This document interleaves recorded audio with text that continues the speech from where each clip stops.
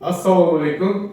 Kattaqo'rg'on va Samarqand viloyati aholisi diqqatiga 13-14 dekabr kunlari Muhammadiy Shifo servis klinikasi ko'krak qafasi deformatsiyasi bo'lgan bemorlarga maslahat beramiz. Mening ismim Rustam Xayriyev, men tibbiyot fanlari doktori, torakal xirurgman.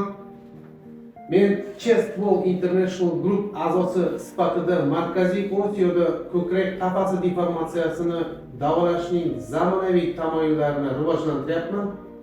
Vakuum kolkal va korset ixtirochilarini, bunday bemorlarni birinchi bo'lib operatsiya qilgan Donald Nas va Garati Abramson kabi mutaxassislarni shaxsan men o'zim bilaman.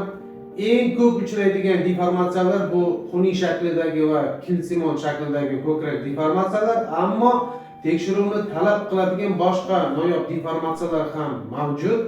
Afsuski, mamlakatimizda bu holatlarda xudo xohlasa yaxshi bo'ladi deyishadi.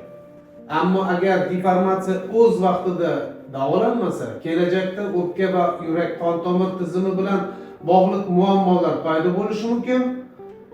Bu asoratlarni oldini olish uchun marhamat qilib konsultatsiyaga kelinglar va bolalarni kelajagini to'g'ri yo'lga qo'yinglar.